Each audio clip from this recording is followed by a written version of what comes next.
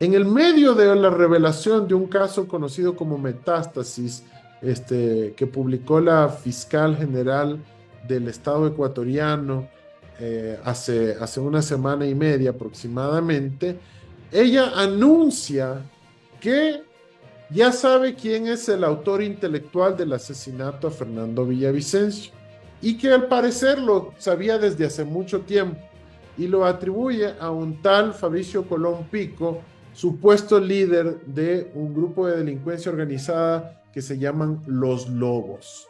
Y lo tiene perfectamente identificado y dice, esta persona ahora me está amenazando a mí como fiscal, por ende ahora revelo su nombre y por cierto informo al país que fue el asesino de Villavicencio. ¿Por qué recién en esas circunstancias se revela quién fue el autor intelectual del asesinato de Villavicencio? ¿Por qué no lo supimos en agosto, en septiembre, en octubre? ¿Por qué no en noviembre? ¿Por qué recién en enero lo revela y no lo revela formulando los cargos y acusándolo formalmente como autor intelectual? Si no lo dice en el medio de otra comparecencia, de otra audiencia, de otro caso judicial. Es decir, una revelación de tal magnitud, de tan importancia para el siglo XXI de nuestro país, no lo hace ni en una rueda de prensa, ni con un expediente de investigación que soporte su evidencia, etcétera, sino que simplemente lo anuncia y dice, y a mí también me quieren matar. El hecho de que ella de su propia boca diga que es el autor intelectual de Fernando Villavicencio, ya pues le quita toda la responsabilidad de aquello a la Revolución Ciudadana. Y si hubiesen sistemas democráticos basados en la verdad, inclusive debería reverse el proceso electoral porque hubo una nueva revelación de gigantescas proporciones y magnitudes que obviamente cambia la percepción y la orientación del ciudadano. Pero obviamente eso jamás va a pasar en el Ecuador y muy difícilmente que ocurra en otras partes. Pero es una revelación de inmensas magnitudes. ¿Qué pasa con eso? Que resulta que este señor Colón Pico no había estado encarcelado, sino que estaba bajo arresto domiciliario por otros casos. Y en otros casos, esta misma fiscal lo había dejado libre. Entonces no se entiende qué es lo que estaba ocurriendo en el Ecuador. ¿Por qué tenía un trato preferencial en el sistema judicial ese personaje? ¿Ya? Finalmente ella hace esta amenaza. En 24 horas el gobierno de Daniel Noboa lo ubica y lo arresta y lo pone a disposición de los jueces y ahí sí en esa ocasión lo arrestan y lo meten preso. Pero resulta que un par de días después, en medio de este día de terror que vivió el Ecuador, él es uno de los fugados de la cárcel de Riobamba. Nuevamente, Casualmente, casualmente.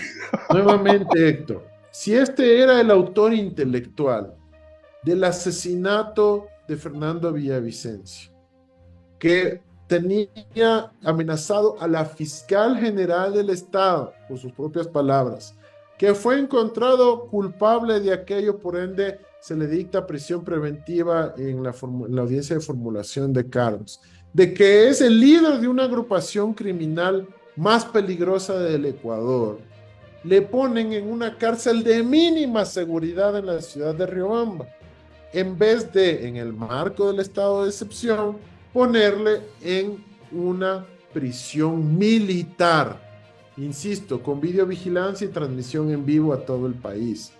¿Sí? Ese era lo que merecía, digamos, el tratamiento de máxima seguridad que merecía el autor intelectual del magnicidio más importante de la historia del Ecuador.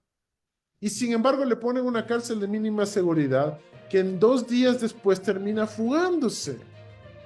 O sea, en el Ecuador, Héctor, lo que te estoy diciendo, nadie ha hecho la pausa para examinar esto que te estoy diciendo.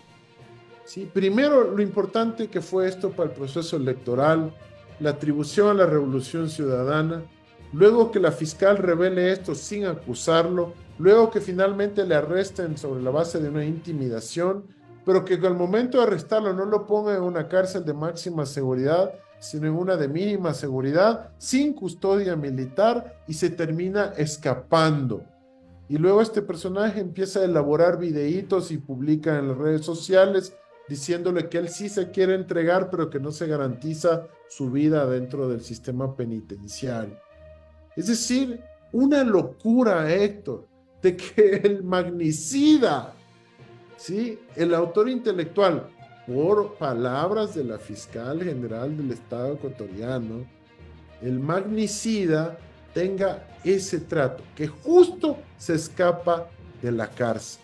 Aquí hay algo mucho más profundo, aquí hay algo que solo esta historia merecería todo un capítulo largo de investigación de nuestros países hermanos, amigos, organizaciones dedicadas a la defensa de los derechos humanos, organizaciones dedicadas a la búsqueda de la verdad, profesionales de la investigación privada, policías jubilados, qué sé yo, toda la comunidad latinoamericana, si es que busca comunicar y transmitir su solidaridad con el pueblo ecuatoriano, solo este eje de investigación merece ya todo un desarrollo profundo. ¿Qué hemos oído sobre esto en los medios internacionales, Héctor? Nada. Nada.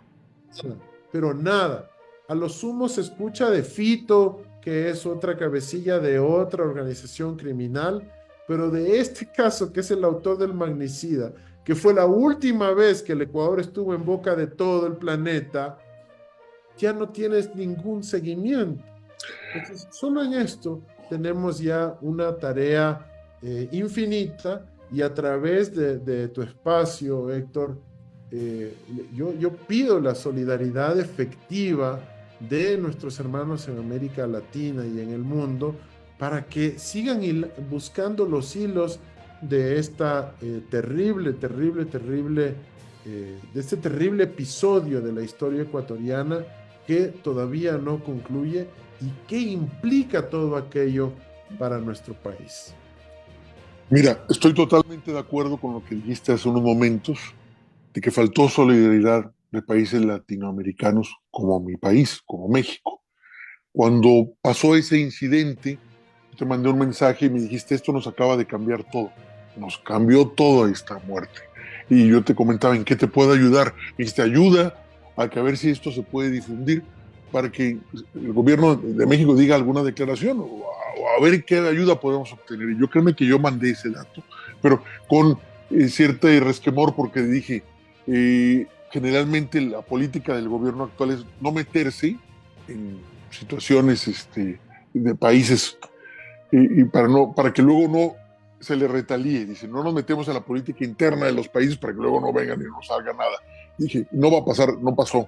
Y no pasó. Y es una desgracia porque estaba en juego, como dices tú, pues el destino de Ecuador. Ahora, como bien dices, y has nombrado todo lo que pasó a la muerte, que no era un candidato que fuera a ganar, se consideraba que era un candidato de derecha. Recuerdo que también que se hablaba mucho de que era candidato incluso amigo de Lazo. Entonces, y pasa esto, bueno, trastocó todo, y luego sabemos que viene el FBI, pero lo que nunca hemos sabido es qué investigó el FBI, qué dijo, cuáles son sus líneas de probable responsables. Nunca supimos nada, nomás la faramaya, como diríamos en México. Viene el FBI a investigar como si eso fuera lo non plus ultra para resolver un caso. Sí, los de la televisión, y en este caso de las series norteamericanas, nada más. Y no pasó nada, y hemos visto cómo es más, ese tema ya no se toca, ya no se menciona. Ahorita el tema que se menciona es la rebeldía que hubo en las cárceles, que ya se tomaron o que ya se recapturaron, que estaba Ecuador en un estado tan grave que había una especie de guerra civil, que las mafias estaban tomando a Ecuador, incluso la declaración de Rafael Ortega diciendo yo con Novoa hablamos de otra cosa, pero ahorita lo primero es apoyarlo a él prácticamente para que salvara la estabilidad del país. Entonces decíamos, bueno, ¿qué está pasando? Que esto no es de la noche a la mañana, estos grupos no salieron hoy. Esto es todo un proceso, incluso hasta orquestado, no sé si planeado, pero evidentemente armado y bien hecho en el tiempo que lo hicieron y con un propósito. Entonces, pero no entendíamos hacia dónde va. Y veíamos muchas especulaciones, que si eran juegos de la derecha para poder prolongar un estado de excepción y poderse atribuirse todavía más poder, como que si simplemente realmente estaba el Estado de Ecuador débil ante estas mafias y que estas mafias estaban tratando de ver así de que se habían cansado y iban sobre los cargos, ¿no? Sobre el manejo del Estado. Entonces nos quedamos con esa triste y dolorosa impresión porque bien recordamos que Ecuador no figuraba en la lista de los países con la violencia que ahora tienen, como la que tuvimos aquí en México. No Mira, figuraba Ecuador. Héctor, yo creo que podemos llegar al punto de llegar al presente y quizás especular un poco sobre el futuro. Pero para entender por qué ha ocurrido todo esto, tenemos que recordar algunos momentos claves de la historia reciente de por qué Ecuador ha sido noticia mundial, ¿no es cierto? Yo te voy a proponer, no sé, 3 o 4 momentos claves para que todos recordemos y refresquemos nuestra memoria. Digamos, ah, cierto, eso es verdad, cierto.